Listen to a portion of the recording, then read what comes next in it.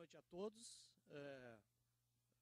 ao prefeito, secretários, representantes do governo do Estado, militantes, cidadãos.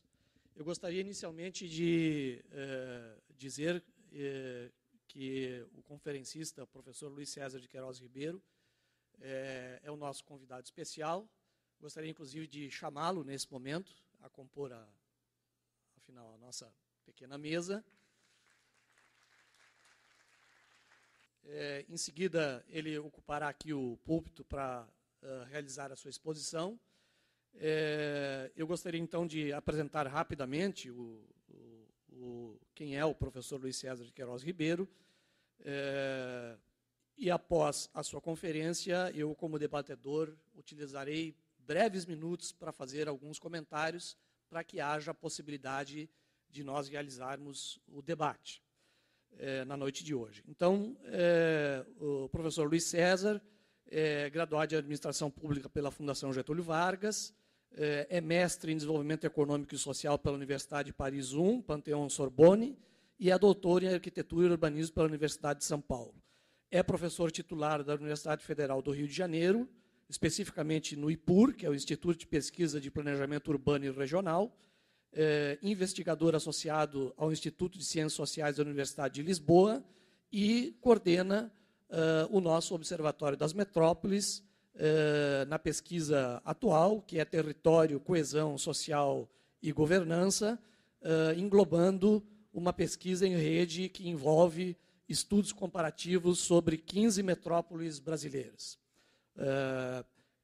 O professor Luiz César também desenvolve estudos sobre os temas metropolização, dinâmicas intrametropolitanas, território nacional, dimensão socioespacial da exclusão, integração, governança urbana, cidadania, cultura política e gestão das metrópoles. Portanto, a palavra está com o professor Luiz César e depois prosseguiremos o debate. Muito obrigado.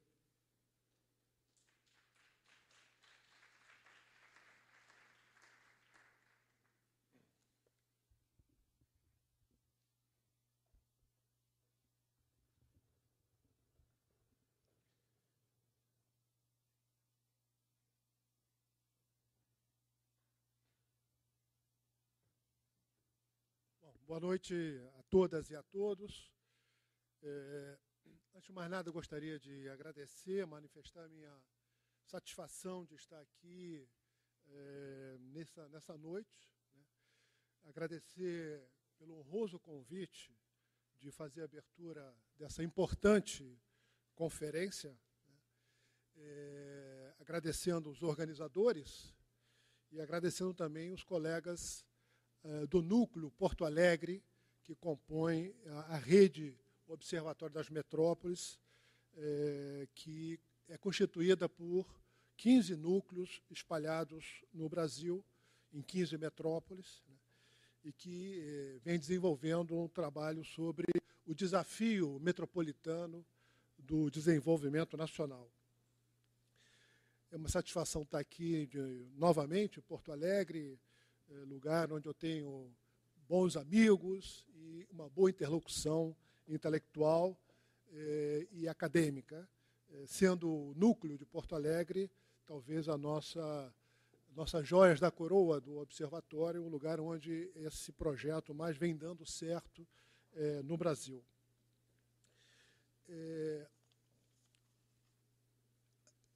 Bom, o que eu gostaria de trazer aqui como reflexão sobre esse tema da democracia participativa na cidade, nesses tempos de grandes transformações urbanas, né, em primeiro lugar, falar sobre a centralidade desse tema hoje no mundo. Começo com a citação de um trecho de um autor, que foi o autor que começou os estudos urbanos, né, no mundo, né, um sociólogo, Robert Parker, né, que já um pouco no momento de consolidação da sua carreira de investigador sobre os temas urbanos, né, escreveu um trecho bastante elucidativo e que, de certa maneira, me serve de apoio para começar a falar sobre esse tema, destacando o que eu acho que justifica a ideia de que nós estamos falando de um tema central no mundo contemporâneo. Então, o Roberto Parker dizia o seguinte, que a cidade é a tentativa mais consistente do homem e a mais bem-sucedida como um todo para refazer o mundo em que vive o mais próximo do seu desejo íntimo. Mas, se a cidade é o mundo que o homem criou, é o mundo no qual ele está doravante condenado a viver. Assim, indiretamente e sem qualquer clareza da natureza da sua tarefa, fazendo a cidade, o homem refaz a si mesmo. O Roberto Parker escreve esse texto, portanto, no momento de consolidação da sua carreira, né? Ele que foi criador da Escola da Ecologia Humana, né, em Chicago, né? E passou a sua vida falando sobre a cidade de um outro ponto de vista, né? O ponto de vista que informou todo o trabalho acadêmico do Roberto Parker tinha a ver com o que era Chicago em 1920. Né? Diante do Roberto Parker e os seus companheiros que vão fundar essa escola, que vai influenciar muito o pensamento da sociologia americana e até hoje influencia a sociologia sobre as cidades, né? Era uma cidade assolada pelos efeitos da industrialização acelerada, né, com já a constituição da indústria automobilística, e, ao mesmo tempo, por uma forte corrente migratória internacional, né, portanto, uma cidade em ebulição que crescia de maneira acelerada. Né. E o Parker se especializou em estudar, e discernir e entender os problemas que se traduziam naquela cidade na forma da criminalidade, da pobreza, da prostituição, do abandono familiar e etc. Eram problemas assustadores naquele momento, né, e que foi objeto da sociologia que o Parker e seus companheiros fundaram.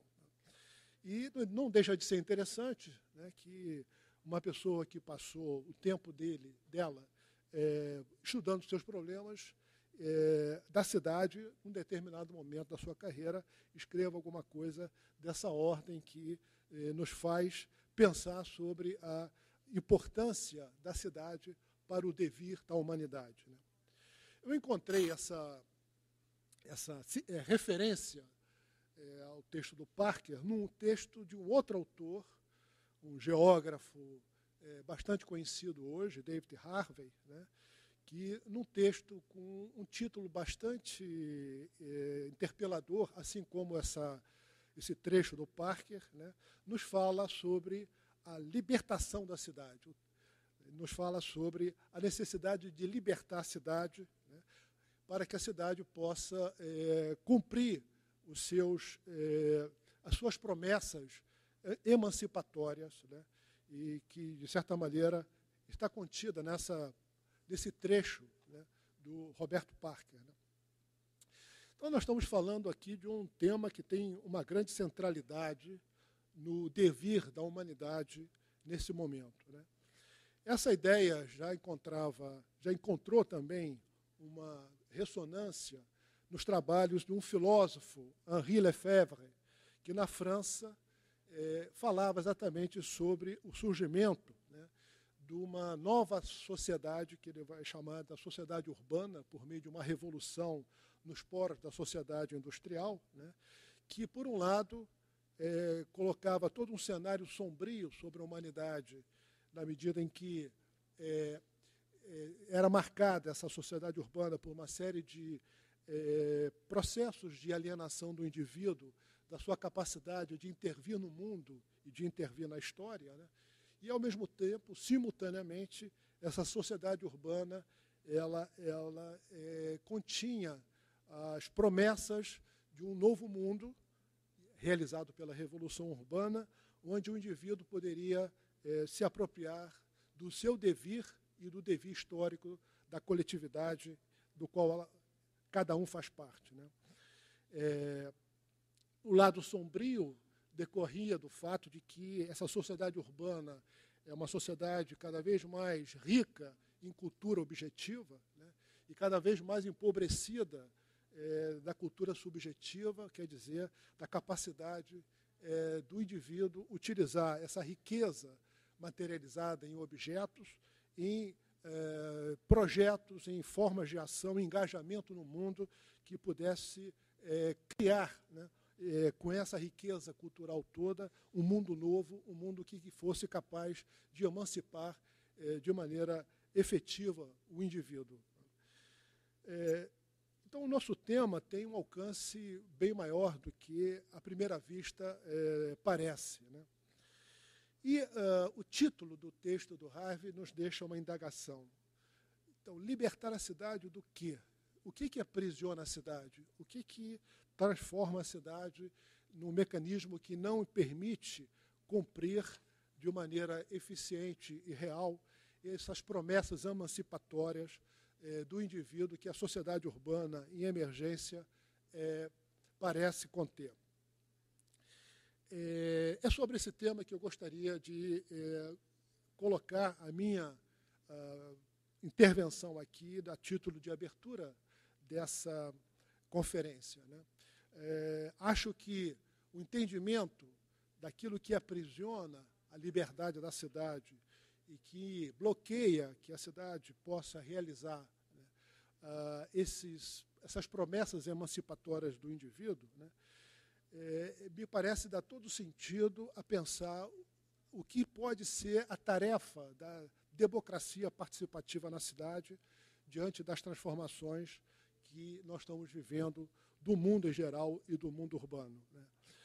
Isso significa falar na ideia de pensar a democracia participativa como instrumento da aquisição daquilo que esse filósofo francês Henri Lefebvre chamou do direito à cidade, do direito de usar a cidade pelos indivíduos, pelas coletividades, para que essa riqueza objetiva possa ser colocada a serviço do bem-estar, da felicidade, da emancipação dos indivíduos, né?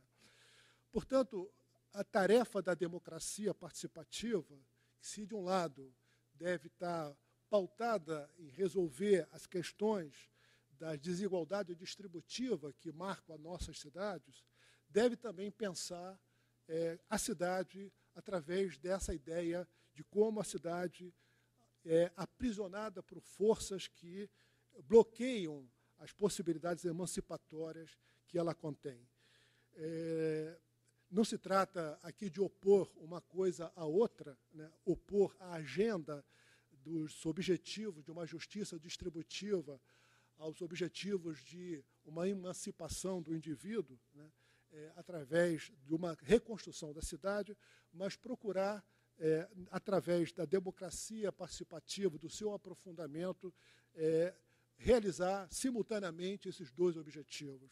Esses dois objetivos são de tanto mais importantes na medida em que nós falamos de cidades que não conheceram o desenvolvimento econômico e social que nós percebemos no mundo desenvolvido, né?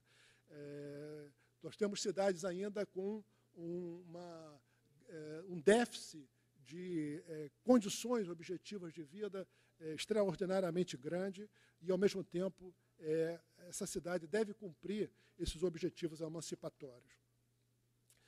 Portanto, nós estamos falando de um tema bastante central, né? A questão, portanto, para a nossa reflexão aqui, né, é como a democracia participativa deve ser pensada no plano da intervenção da sociedade para liberar a cidade dessas forças que a aprisionam no seu dever para cumprir esses objetivos que são anunciados, né, por vários autores.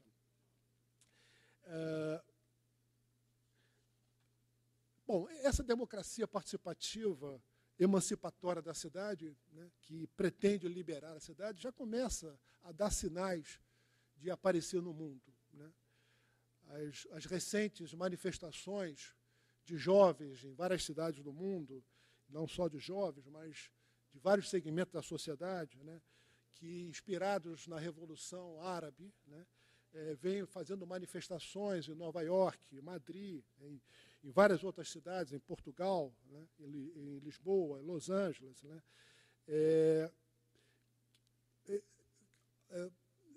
aparecem, né, como sendo sinais, né, dessa retomada da sociedade, dos grupos sociais, né, da reconquista da cidade, no sentido de liberar a cidade dessas forças que aprisionam do seu papel importante. Né.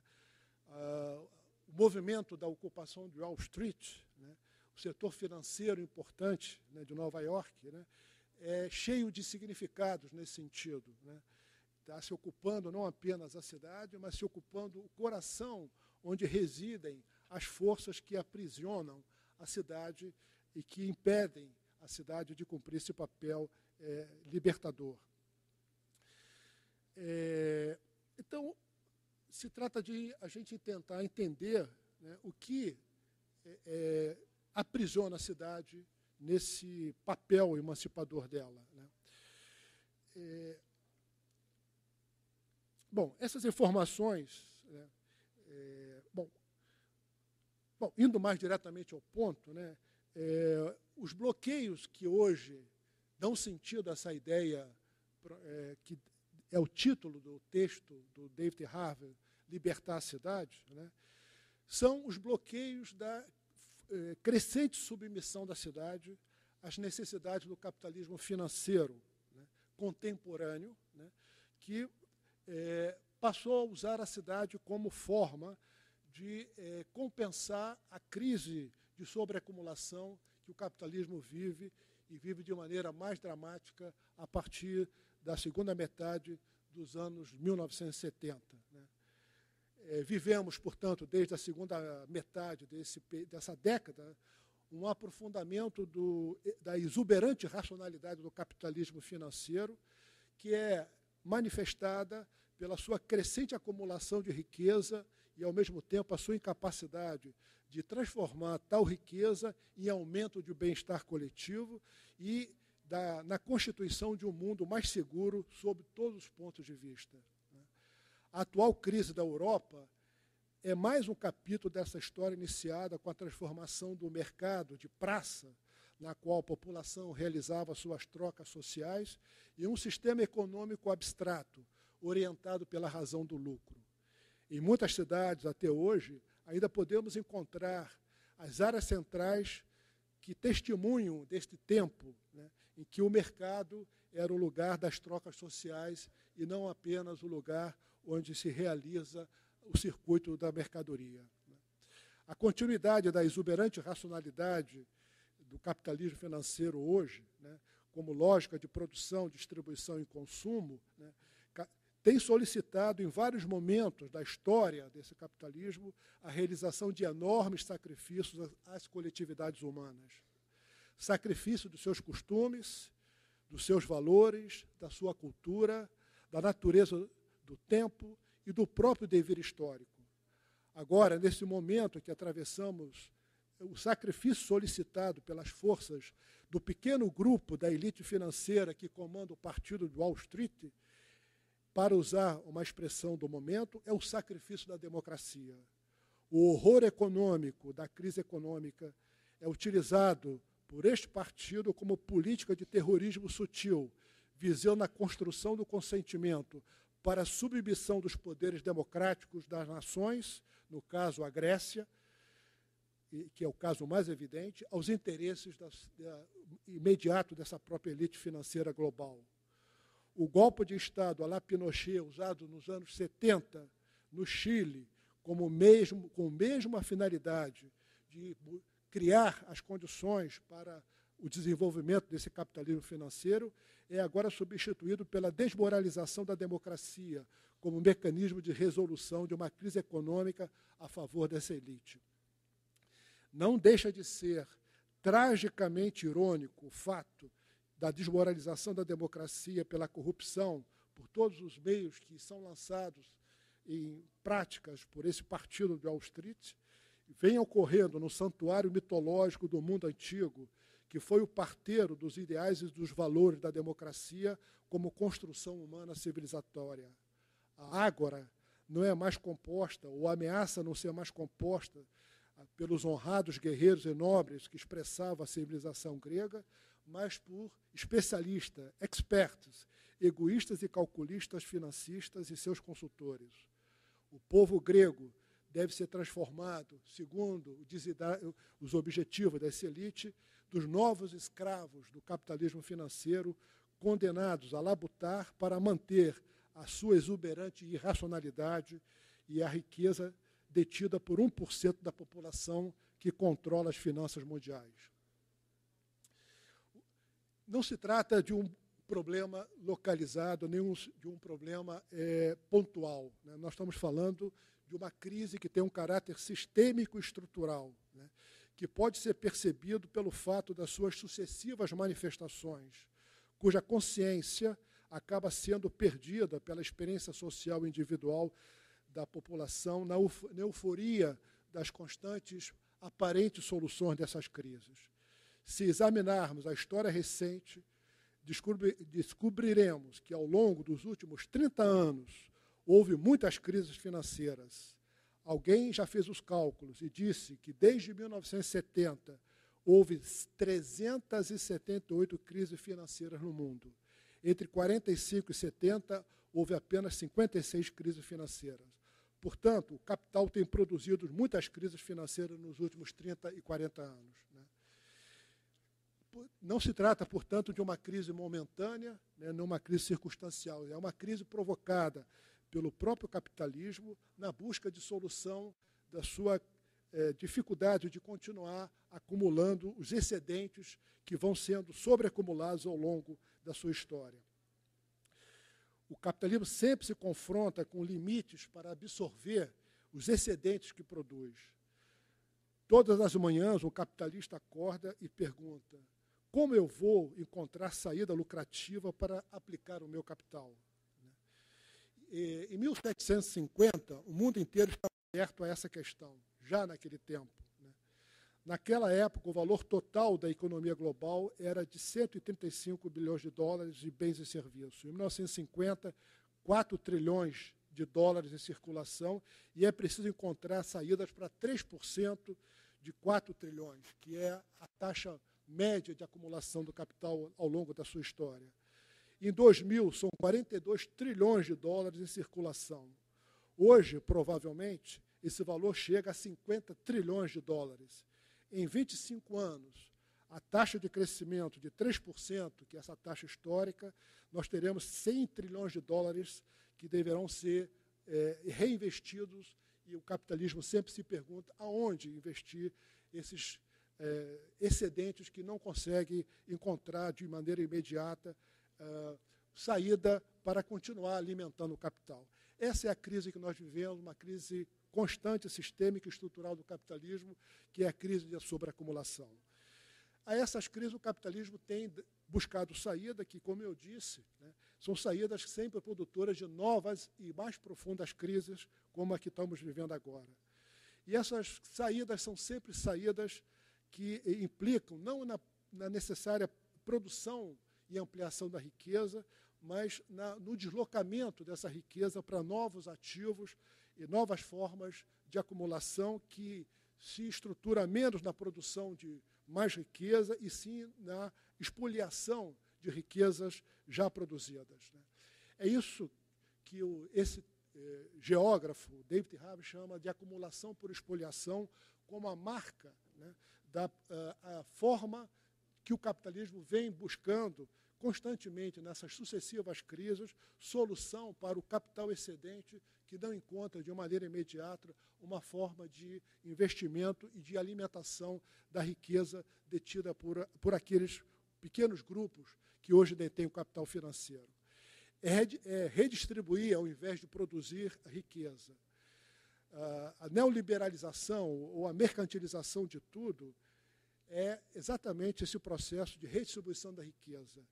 E isso é sustentado por poderes políticos ao nível global, ao nível das agências internacionais, ao nível do imperialismo de alguns países e ao nível dos países e dos seus estados nacionais. Né? É a tentativa da retomada do poder das elites capitalistas diante da possibilidade de perda da continuidade do seu poder pela dificuldade de reinvestir o capital excedente. É a criação permanente de uma riqueza fictícia através de processos especulativos que dão a falsa impressão de dinamismo. Exemplos do dinamismo do mercado financeiro, do mercado imobiliário, das novas tecnologias. Seria a financiarização da economia, acumulação por pura expoliação, produção de riqueza fictícia. Na última rodada mais retumbante, antes da crise da Europa, a crise do subprime, que tem uma profunda conexão com a crise europeia, mostrou como esse capitalismo se alimenta da produção dessa riqueza fictícia, fazendo com que de $1 milhão que pudesse ser emprestado pelo sistema financeiro através dos vários mecanismos que foram criados, pudesse ser transformado em $64 bilhões através de hipotecas que geram títulos, que geram títulos, que geram títulos, tudo riqueza fictícia como forma de contornar essa crise de sobreacumulação. Então, mercantilizar o que não era mercadoria, ou remercantilizar o que deixou de ser mercadoria, parece ser a tônica da busca do capitalismo para contornar as crises de sobreacumulação. Para isso, é necessário desproteger a sociedade, a cidade, as coletividades, daqueles mecanismos que foram criados anteriormente, exatamente contra os efeitos deletérios da mercantilização da sociedade como um todo. Então, mercantilizar e aquilo que deixou de ser mercadoria e criar novas mercadorias é a forma pela qual se tenta contornar essa crise permanente de sobreacumulação, inventando mercados onde não existe. Hoje nós temos um exuberante mercado de jogadores de futebol, com cifras alucinantes para que a gente possa entender, que nada mais é do que a criação de uma nova mercadoria fictícia como maneira de investir esse capital que não consegue ou, enfim, não encontra saídas a curto prazo para continuar acumulando a riqueza privada. Essas formas de acumulação por expoliação, que mercantiliza ou remercantiliza, que nada mais é do que uma mudança de riqueza de um lado para o outro, de um grupo para o outro, de uma geração para outra, de um território para outro, de um país para outro, se materializa através, segundo Hayek, de 4 formas básicas. A privatização e a mercantilização de ativos, como eu já falei, isso tem a ver com as privatizações dos bens que anteriormente cumpriam o papel de assegurar o bem-estar coletivo. A financiarização do mundo, tornando a produção da riqueza financeira autoalimentada. Hoje se calcula que exista 130 bilhões de reais circulando nesse mercado financeiro, administração e manipulação de crises, como agora nós estamos testemunhando com a crise grega e com a crise de Portugal e da Espanha, uma especulação com a própria crise como forma de acumulação, e é a outra maneira de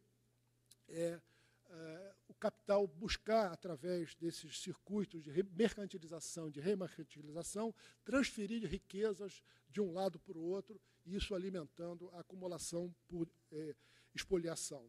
E a redistribuição via o Estado. O Estado hoje passou a ser um dos grandes mecanismos, através do seu próprio endividamento, para redistribuir essa riqueza de sociedade para esses grupos econômicos, de território para território, e, enfim, redistribuir de uma maneira a que esse circuito seja alimentado.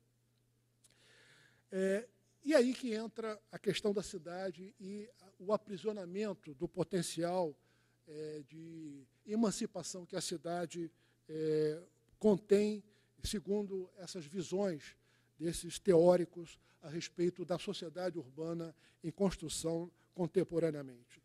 A cidade é o grande campo de investimento dessa forma de acumulação por expoliação, né? Há todo um mecanismo de remercantilizar ou mercantilizar de maneira ainda mais profunda a cidade, onde ela foi parcialmente mercantilizada por uma série de razões históricas. Se trata de remercantilizar aquilo que antes estava na órbita do controle do Estado, o controle da sociedade. E outras cidades são mercantilizadas de uma maneira absoluta como mecanismo de continuidade dessa expoliação, né? A urbanização, portanto, a grande transformação, portanto, que nós estamos vivendo, né, nesse momento, é mais uma etapa, né, desse processo de uso da cidade como mecanismo de tentativa de contra-tendência à crise de acumulação do capital. E na história do capitalismo, nós podemos ver vários momentos que a cidade foi assolada por essa mercantilização intensa da sua organização, do seu funcionamento, né?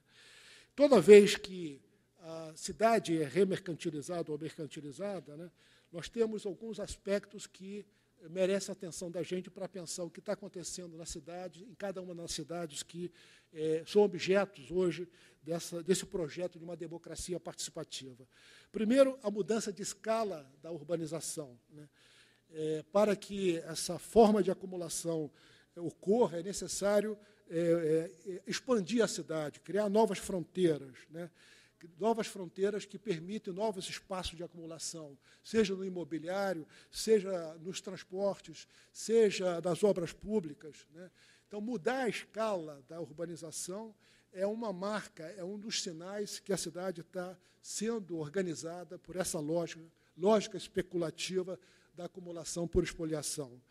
Outro dado que é constante em todos os momentos em que a cidade foi usada dentro dessa lógica é fazer a cidade funcionar dentro da lógica do endividamento. O endividamento do poder público, o endividamento do poder público junto aos bancos, né, como forma de financiamento da cidade, e esse financiamento é uma maneira também desse capital especulativo fazer funcionar a sua lógica de produção da acumulação pela riqueza fictícia. A reestruturação do espaço para transformar a ordem urbana também é outro elemento importante, característico desses momentos em que a cidade é assolada por essa lógica da acumulação por expoliação. Se trata de fazer a ordem da cidade funcionar segundo os parâmetros do mercado, né, no qual os preços devem ditar de maneira fundamental a lógica e o dinamismo da organização do território. Deve ditar as atividades e onde as atividades devem ser localizadas, deve ditar os deslocamentos entre as pessoas, deve ditar a distribuição da população nesse território, né? Então, ao invés do Estado, na sua atividade de regulação, de planejamento, organizar a cidade, se trata agora de fazer com que essa cidade funcione segundo a ordem do mercado. Isso é bastante lógico para nós entendermos, se nós compreendermos que essa urbanização organizada por essa dinâmica especulativa se materializa, muitas das vezes, em grandes investimentos imobilizados no território durante muito tempo, né? E esses investimentos podem sofrer desvalorização por uma maneira nova de organização desse território, que, desvalorizando o território, desvaloriza, ameaça, ao menos, de desvalorizar esses investimentos coagulados no território. Se trata, portanto, de mudar a ordem urbana para que essa ordem urbana funcione de maneira coerente com a lógica do mercado e não mais com a lógica do planejamento, a lógica da regulação, a lógica da proteção social, né? Isso nós estamos assistindo em algumas cidades do Brasil nesse momento, né, com a nossa entrada dessa lógica da acumulação pela expoliação através dos mega-eventos, né? A nossa cidade foi constituída no Brasil por uma lógica de mercado e uma lógica de intervenção da sociedade e de uma forma tolerante, ainda que essa tolerância nunca tenha tido um sentido de justiça, né? Mas a nossa cidade é uma mescla de formas, de dinâmicas de organização do território, onde o mercado não cumpriu o papel central na organização desse território, né? E agora nós estamos vivendo exatamente uma demanda, né, para que o mercado seja o mecanismo central da organização desse território. Por isso que nós temos que ter o que nós estamos assistindo em algumas das cidades do Brasil, e o Rio de Janeiro, nesse sentido, me permitam falar desse exemplo,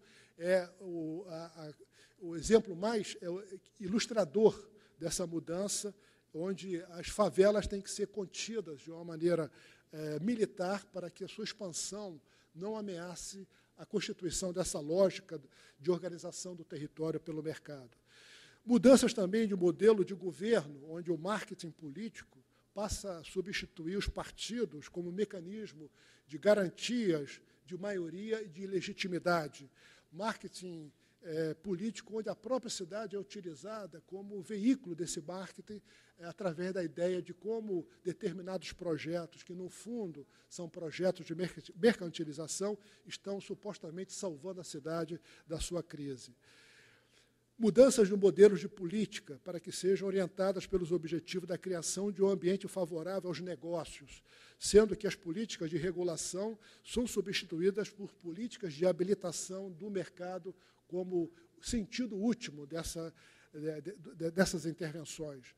Mudança nas práticas de gestão da cidade, que ao invés de planos globais de organização do território, nós temos projetos pontuais dirigidos para aqueles pontos da cidade considerados estratégicos na nova etapa de acumulação organizada por essa lógica da acumulação pela expoliação.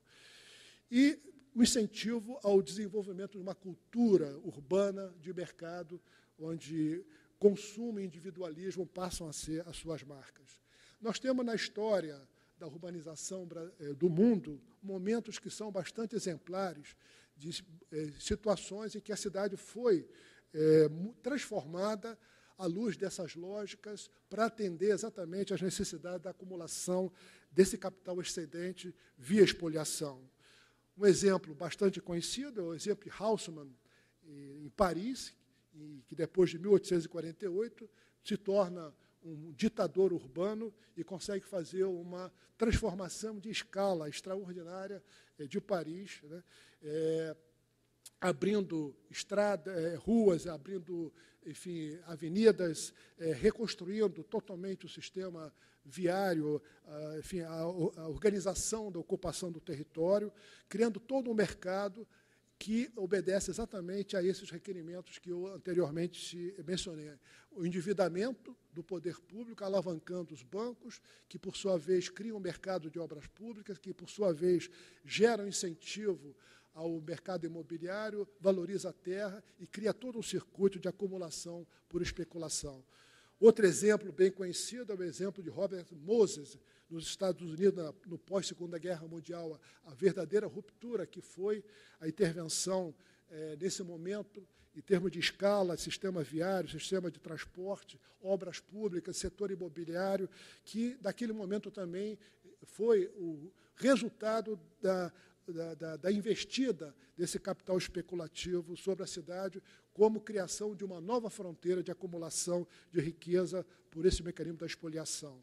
A urbanização da China, hoje explosiva, né, é outro exemplo que está em funcionamento nesse momento e que atende exatamente a esses requerimentos de utilização da cidade como mecanismo de tentativa de vencer a crise de sobreacumulação, o que, na verdade, cria novas crises, né? E esse encadeamento entre a crise do subprime nos Estados Unidos e a crise bancária e a crise das finanças públicas dos Estados europeus mostram como essa reiterada forma de busca de saída do capitalismo nada mais faz do que criar novas crises e agudizando essas crises cada vez mais. No Brasil, também tivemos isso, podemos ler as reformas de Pereira Passos, em 1905, como exatamente uma reestruturação da cidade atendendo também a interesses bancários, inclusive interesses internacionais, né, que, naquele momento, circulavam pelo mundo à procura de novas oportunidades de negócios para escoar esse capital excedente. E agora estamos diante dos mega-eventos. O Brasil, de maneira geral, e o Rio de Janeiro, de maneira particular, por sediar 2 grandes mega-eventos, é a nova forma, né, de acumulação por espoliação, utilizando a cidade. Barcelona sempre nos é apresentada como um exemplo de saída exitosa através desse mecanismo de utilização da cidade como fonte de negócio. O que muitas vezes não é dito é que esse êxito só foi possível porque a Europa botou muito dinheiro para que Barcelona fosse viável como uma grande operação de afirmação desse poder europeu e gerando um negócio financiado pelos bancos europeus como um todo. O que nós vemos na história dos mega-eventos, Copa do Mundo, Jogos Olímpicos, é que, após cada um desses eventos, nós deixamos cidades com renovações desse tipo, novas escalas, novas maneiras de governo, novas maneiras de políticas públicas, né, e uma enorme dívida que deve ser paga pelo povo para alimentar esse circuito financeiro especulativo. Conclusões. Como vimos, a cidade, ao mesmo tempo que se apresenta como uma promessa de libertação e emancipação dos indivíduos e da sociedade, dos grupos políticos, dos grupos sociais, ao mesmo tempo ela está aprisionada hoje por essa lógica que faz a cidade funcionar, se organizar, ser administrada para alimentar esse circuito da acumulação por espoliação.